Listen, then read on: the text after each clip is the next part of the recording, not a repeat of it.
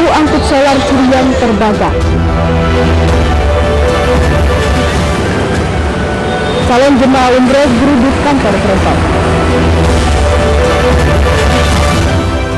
Anggota DPRD dipecat karena dukung Anies.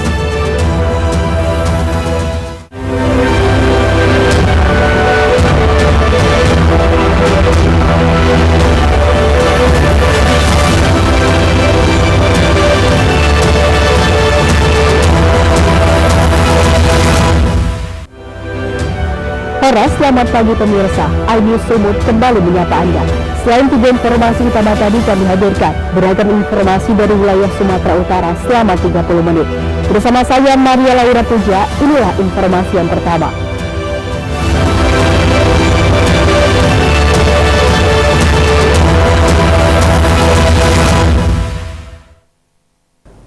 Pemirsa, 1 unit perahu tradisional nelayan pengangkut ratusan liter solar curian dari pipa milik Pertamina ludes terbakar di lingkungan 15 Palu Batam, Kelurahan Bagandeli, Kecamatan Medan Belawan, Kota Medan.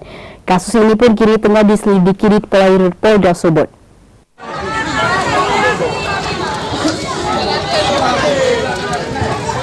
Beginilah detik-detik terbakarnya 1 unit perahu tradisional nelayan yang mengangkut ratusan liter solar curian dari pipa Pertamina di lingkungan 15 Palu Batam, Kelurahan Bagandeli, Kecamatan Medan Belawan, Kota Medan.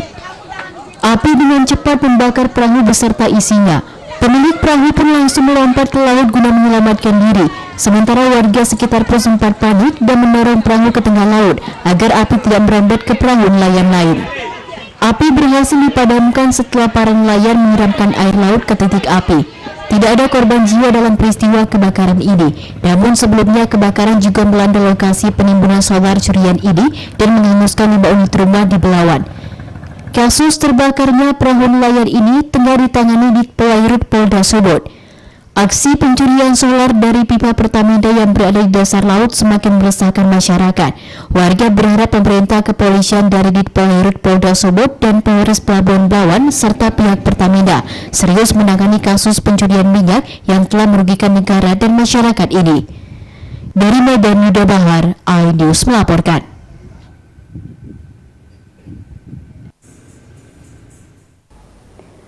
Pemirsa, seorang pria pengangguran ditangkap petugas polisi setelah merampok dan mencabuli tetangganya sendiri di Desa Dolok Merawan, Kabupaten Serdang Bedagai, Sumatera Utara. Mendapat laporan korban, polisi langsung meringkus pelaku dan menjebloskannya ke penjara.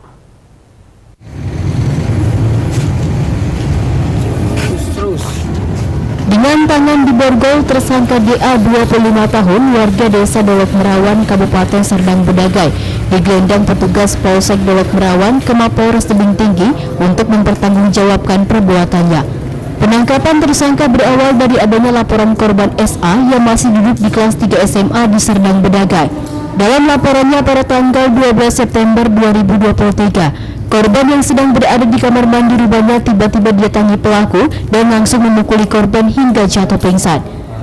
Tidak hanya itu, setelah korban sadar dengan kondisi tangan terikat, pelaku pun juga sempat mencabuli korban, lalu melarikan diri dengan membawa uang kontan dari rumah korban tetangganya ini. Atas laporan ini, petugas Polsek Dolok Merawan pun langsung melakukan penyelidikan dan langsung menangkap pelaku saat berada di rumahnya pada hari Senin 18 September 2023 lalu. Jadi pada saat tersangka masuk ke kamar mandi, korban dipiting dan dia dibenturkan kepalanya ke tembok kamar mandi. Setelah itu korban tidak sadarkan diri, lalu korban diikat dengan sarung kakinya dan tangannya dengan tali wayar. Dan setelah itu korban sadar, dia mengambil pisau dapur dan mengancam dengan pisau dapur dan mengambil uang dari korban sebanyak 750.000. Kini guna mempertanggungjawabkan perbuatannya, tersangka diamankan di Mapolres Tebing Tinggi. Tersangka dijerat pasal pencurian dengan kekerasan dengan melakukan pencabulan sebagaimana dimaksud pasal 365 KUH Pidana dan pasal 289 KUH Pidana dengan ancaman hukuman 1 tahun penjara. Dari Kota Tebing Tinggi, Abdullah Sani Hasibuan, iNews melaporkan.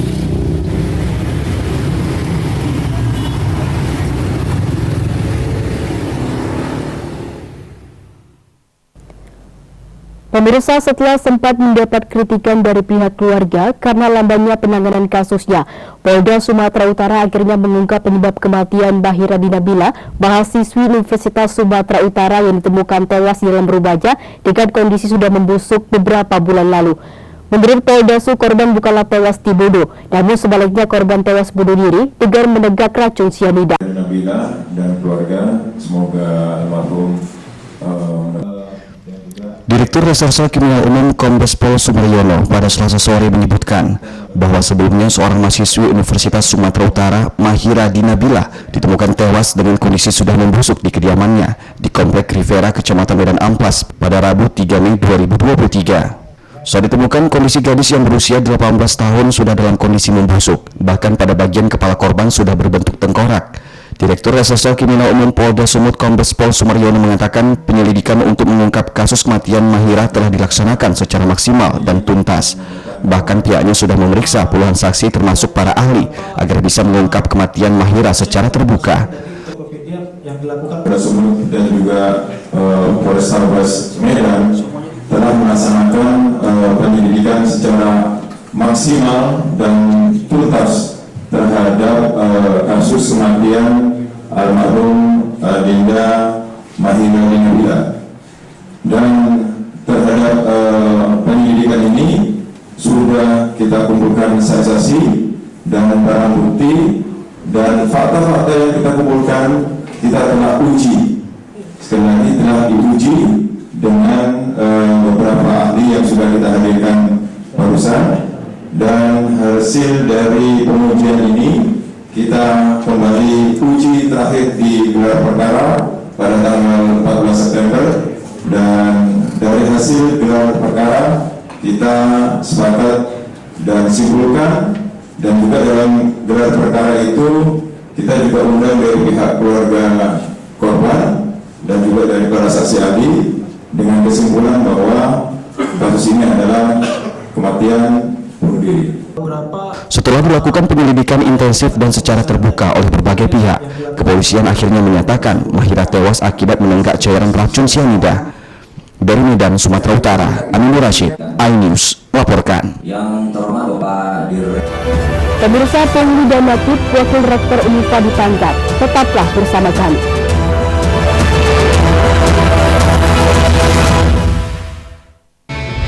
Tentunya di Morning Update ada apa di hari ini? Hadir menemani pagi Anda dengan sajian informasi unik dan menarik. Wallaby hutan yang merupakan hewan asli Papua Nugini, dari Jepang disebut sebagai kariraisu. Menghadirkan bintang tamu yang menginspirasi. Apa ini? Ini lemon. Oh, lemon. Iya. Kita perut itu harus dipotongin dengan dekat bagian mata. Kalau nggak Morning Update Senin sampai Jumat pukul 7 pagi di iNews. Enak, bikin mata kita melek. dan rasanya mantap. Temani weekendmu bersama program kuliner spesial. Kalaparan, eksplor gokil wisata kuliner. Hidden gem. Tempat makan yang jarang terekspos. Food Diary, mengupas sejarah kuliner dan viral. Ini enak banget. Saksikan kuliner spesial weekend Sabtu dan Minggu pukul 10 pagi di iNews. Selamat datang di iNews Today. Lengkapi pagi Anda dengan update informasi terkini. Apa penyebabnya? Apakah karena aspalnya? Ruas jalan ini amblas membentuk lubang. Boleh nggak sih dikasih senjata? Kira-kira boleh. Saya punya di bawah supervisor. Kita akan langsung bergabung bersama lagi saya Nur Ahmad. Sejumlah bahan pokok mulai mengalami kenaikan. iNews Today setiap Senin sampai Jumat pukul 10 pagi di iNews.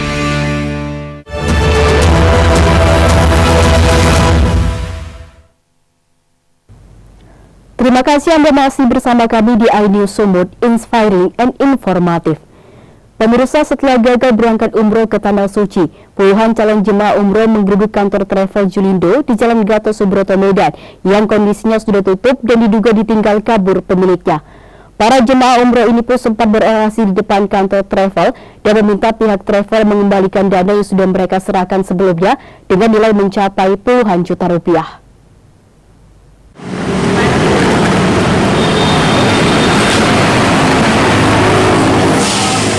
Dengan memakai baju perjalanan umroh yang diberikan pihak travel, puluhan calon jemaah umroh dari berbagai kabupaten kota di Sumatera Utara Selasa siang kemarin menggerebek kantor Travel Julindo di Jalan Gatot Subroto, Medan. Namun sayang, Travel Julindo yang berjanji akan memberangkatkan mereka ke Tanah Suci melalui Bandara Kuala Namu sudah menutup kantornya dan tidak lagi beroperasi. Beberapa calon jemaah yang gagal berangkat umroh ini pun sempat menangis di tengah guyuran hujan sambil menggedor-gedor pintu pagar kantor travel yang sudah tutup ini. Mereka pun sempat berorasi dan meminta pihak Travel Julindo segera mengembalikan dana yang sebelumnya sudah mereka serahkan, yang nilainya antara 33 hingga 36 juta rupiah dari seluruh jemaah umroh yang totalnya mencapai 78 orang. Mereka hari ini berangkat, tapi apa yang dapat mereka? Pintu yang tertutup, jerat yang rapat, di bawah hujan, tapi PT Julindo melakukan pendustaan, melakukan kebohongan janji ke janji, dan ternyata hari ini mereka tidak berangkat. Jangan biarkan kami, jangan biarkan calon jemaah ini yang sudah membayar puluhan juta untuk bisa melihat Tanah Suci, Baitullah, dan melihat makam Rasulullah. Tapi apa yang kami dapat? Kebohongan dan dusta, pebisnis agama. Bang Kamsah, harapan kami kepada Bang Kamsah sebagai pemilik Julindo ini bertanggung jawablah. Karena tidak ada tanda-tanda pihak pengelola kantor travel datang menemui mereka, puluhan calon jemaah umroh ini pun akhirnya membubarkan diri sambil menahan kekecewaan karena tidak jadi berangkat umroh. Dari Medan, Said Ilham, iNews melaporkan.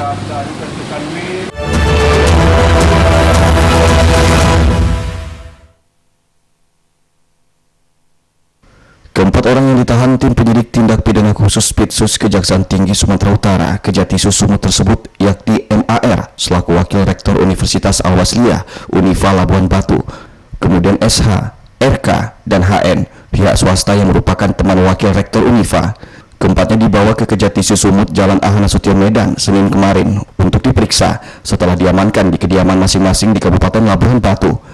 Keempatnya terlibat dalam pengutipan dana KIP program Presiden Jokowi pada tahun anggaran 2021-2022, di mana melalui Kementerian Pendidikan dan Kebudayaan Kemendikbud RI memberikan bantuan KIP kepada ratusan mahasiswa Unifa dengan tujuan meningkatkan akses dan kualitas pendidikan, masing-masing Rp7.200.000 per orang yang ditransfer ke rekening mahasiswa senilai Rp4.800.000 per orang dan ke rekening kampus Unifa senilai Rp2,4 juta dengan anggaran bersumber dari APBN.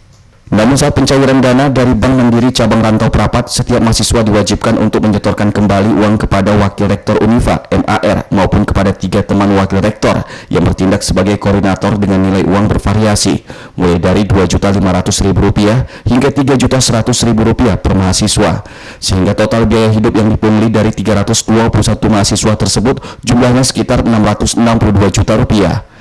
Kejaksaan Tinggi Sumatera Utara melakukan penahanan terhadap 4 tersangka terkait kasus dugaan korupsi Kartu Indonesia Pintar tahun 2021 dan 2022 di Universitas Al-Wasliyah Unifa Labuan Batu. Setelah dilakukan pemeriksaan di Kejati Sumut, tersangka Wakil Rektor Unifa Labuan Batu bersama 3 temannya kemudian dititip di Rutan Kelas 1 Medan untuk menjalani masa tahanan selama 20 hari ke depan. Dari Medan, Said Ilham, iNews melaporkan. Pemirsa, 1 unit mobil milik warga yang sedang terparkir di halaman rumahnya raib dibawa kabur balik di Komplek Perumahan Abadi Place, Jalan Abadi, Medan. Aksi pelaku yang sempat rekam kamera CCTV ini pun tergolong nekat karena beraksi di siang bolong. Kasus pencurian mobil ini pun telah dilaporkan korban ke Polsek terdekat.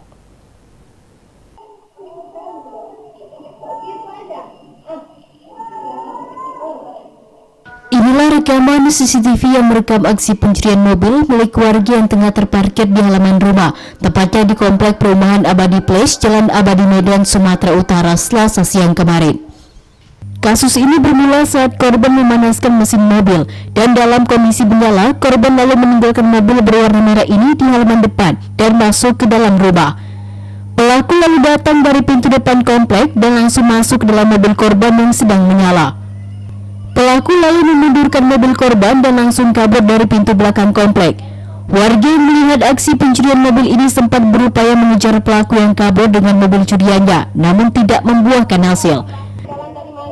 Ini lagi mana sih mobil? Iya. Pelaku dari musola keluar langsung hampiri mobil, langsung tancap gas. Oh, keluarnya dari belakang berarti ya? Masuknya dari depan ya? Ya. Terus bang, memang mobil korban itu lagi dipanasin. Memang dipanasin. Saya tanya kayak gitu. Pelakunya berapa orang jumlah? Kalau saya perhati cuma 1 orang. Kasus pencurian mobil di siang bolong oleh pelaku tunggal ini kini sudah dilapor korban ke Polsek Medan Sunggal. Dari Medan, Aminur Rashid, iNews melaporkan. Pemirsa, Sat Narkoba Polres Asahan berhasil meringkus seorang pengedar narkoba saat berada di rumah temannya di Desa Sebali, Kabupaten Batubara, Sumatera Utara. Dari tangan pelaku, polisi berhasil menyita barang bukti narkotika berupa sabu sebanyak 2 kg. Ini kau bawa kapan? Tadi malam Pak dari Aceh kemarin. Bisa kita Sirona di mana? SH 34 tahun dibekuk tim Sat Narkoba Polres Asahan saat berada di salah satu rumah temannya di Desa Sebalai, Kabupaten Batubara, Sumatera Utara pada Sabtu lalu. Tersangka pun tak dapat mengelak setelah polisi menemukan barang bukti 2 bungkus narkotika jenis sabu dalam kemasan teh Cina yang disembunyikannya di tubuhnya. Guna penyidikan selanjutnya, tersangka langsung dibawa ke Mapolres Asahan. Menurut Kapolres Asahan, AKBP Rocky Hasulundang Marpau, penangkapan tersangka berawal dari informasi warga yang menyebut pelaku merupakan pengedar sabu dalam jumlah besar. Kepada polisi, pelaku mengaku menjemput sendiri barang haram ke Birun Aceh dan membawanya ke Kabupaten Asahan. Setelah dilakukan undercover buy, polisi langsung meringkus tersangka dan mengamankan barang bukti sabu yang disita dari pelaku. Tersangka S berangkat dari Aceh Biren, membawa narkotik jenis sabu menuju Asahan. Karena sebelumnya laki-laki yang bernama R memesan sabu melalui S, sehingga oleh S berangkat menuju Aceh Biren untuk mengambil narkotika sabu dari laki-laki yang bernama inisial R. Setelah mendapatkan sabu dari R, S pulang menuju Asahan, Kisaran, dengan menggunakan travel.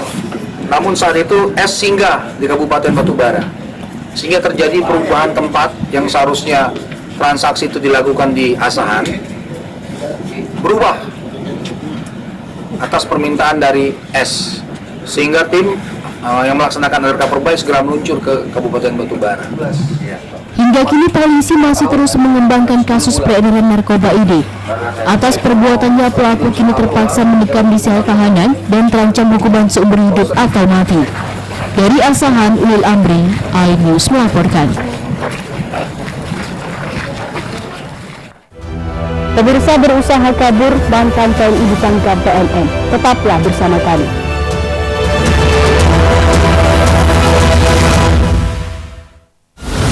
Menyoroti kecurangan.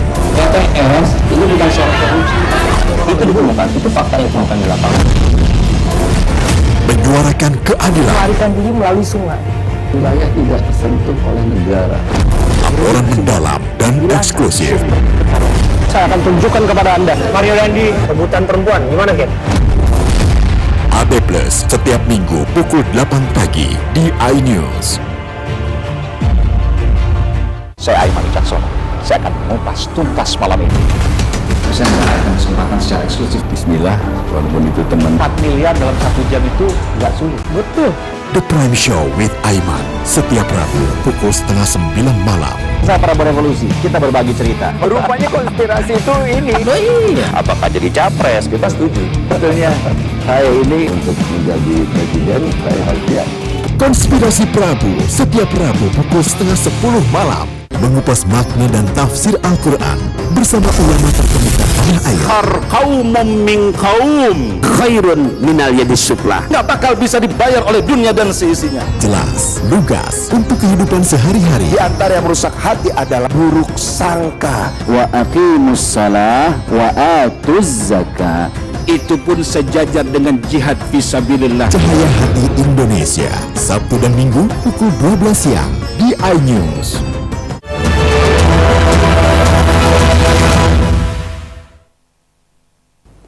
Terima kasih Anda masih bersama kami di iNews Sumut, inspiring and informative. Pemirsa, seorang anggota DPRD Sumatera Utara dari Partai Gerindra dipecat dari jabatannya sebagai anggota Dewan karena dianggap membelot dengan mendukung dan memposting foto dirinya bersama bakal calon presiden Anies Baswedan di media sosial. Sementara Partai Gerindra sendiri hanya memiliki satu bakal calon presiden, yakni Prabowo Subianto.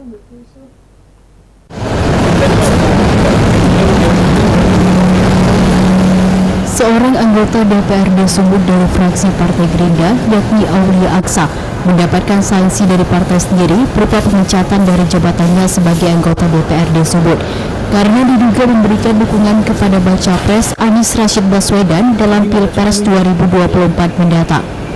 Saat ditemui di gedung DPRD Sumut, dirinya mengaku sudah mendapatkan kabar tentang pemecatan dirinya, namun belum menerima surat resmi dari Partai Gerindra. Namun Aulia Aksa mengaku siap dan akan menerima sanksi serta konsekuensi atas pemecatan dirinya.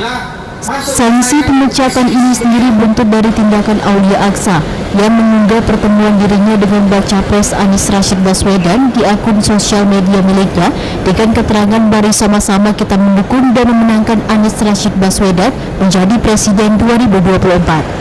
Padahal Aulia sendiri masih menjabat sebagai anggota DPRD Sumut dari Gerindra. Saya pribadi, pemecatan itu adalah hak partai. Partai mempunyai hak mutlak untuk itu. Saya pribadi menerima hal tersebut. Karena bagi saya, ketika saya mencalonkan atau mendukung salah satu capres wilayah Pak Prabowo, itu adalah konsekuensi saya. Dan saya siap menerima hal tersebut. Nah, sekarang 2024 ada Pak Anies Baswedan, ada Pak Ganjar Pranowo, dan ada Pak Prabowo Subianto. Dan menurut saya pribadi lebih baik dan lebih bagus dari antara mereka bertiga adalah yaitu Pak Anies Baswedan. Maka dari itu saya juga dan juga banyak masyarakat yang menemui saya secara pribadi maupun beramai-ramai tolong dukung Pak Anies Baswedan. Karena saya adalah anggota dewan. Anggota dewan ini diberikan mandat oleh masyarakat, oleh konstituen, oleh rakyat. Mereka ketemu sama saya, tolong saya berubah dukungan. Dan dengan konsekuensi sekarang ini saya dipecat oleh Partai Gerindra dan insya Allah saya tetap amanah dengan apa aspirasi dari masyarakat. Sebelumnya, seorang kader Partai Golkar yang juga anggota DPRD Kota Medan, M. Afri Rizky Lubis, juga sempat viral dengan postingan video di media sosial yang memperlihatkan dirinya bersama masyarakat menyatakan dukungan untuk memenangkan baca pres Anies Rashid Baswedan. Namun yang bersangkutan hingga kini belum menerima sanksi dari Partai Golkar. Dari Medan, Said Ilham, iNews melaporkan. Pemirsa, seorang mantan anggota TNI terjaring petugas gabungan BNN, POM TNI AD dan Polres Tebing Tinggi saat menggelar razia peredaran narkoba di sejumlah lokasi hiburan malam di Kota Tebing Tinggi. Mantan oknum TNI ini diamankan bersama puluhan warga lainnya setelah terbukti mengkonsumsi narkoba melalui tes urin yang digelar petugas BNN. Mantan tentara? Razia gabungan digelar BNN Kota Tebing Tinggi bekerja sama dengan POM TNI AD, Polres Tebing Tinggi dan Satpol PP ID menyisir sejumlah lokasi hiburan malam di Kota Tebing Tinggi seperti tempat karaoke, warnet dan tempat permainan ketangkasan. Para pengunjung lokasi hiburan malam ini pun sempat terkejut dan berusaha melarikan diri. Namun upaya ini gagal karena petugas gabungan sudah mengepung lokasi dari berbagai penjuru. Salah satu pengguna narkoba yang berhasil diamankan dalam razia ini adalah seorang mantan anggota TNI JP dengan pangkat terakhir Plato yang dipecat karena terlibat narkoba. Saat ditangkap, pelaku sempat mengaku sebagai anggota TNI. Namun setelah diinterogasi anggota POM TNI AD, pelaku akhirnya mengaku kalau dirinya bukan petugas aktif namun sudah dipecat. Bahkan saat dites urin, oknum mantan anggota TNI ini juga terbukti positif mengkonsumsi narkoba jenis sabu. Penyalahgunaan narkoba yang ada di Sumatera Utara ini sudah cukup tinggi, maka menjadi atensi bagi pemerintah dan Presiden Republik Indonesia. Ada 10 wilayah dan dari 10 wilayah ini Sumatera Utara berada di posisi pertama, sehingga ini kita melaksanakan razia bersama instansi terkait atau razia terpadu dalam rangka untuk menekan angka peredaran narkotika yang ada di Kota Tebing Tinggi. Razia kali ini petugas berhasil mengamankan puluhan warga yang hasil tes urinnya positif memakai narkoba. Semuanya lalu dibawa ke kantor BNN dan rencananya akan dilakukan rehabilitas di Lindam Pematang Siantar. Dari Kota Tebing Tinggi, Abdullah Sani Hasibuan, iNews melaporkan.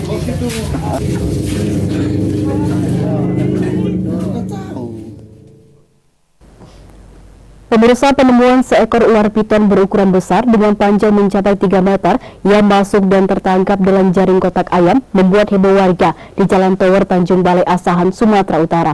Warga yang tidak berani menangkap ular karena terlalu agresif lalu memanggil petugas pemadam kebakaran untuk mengevakuasi ular ke tempat yang lebih aman.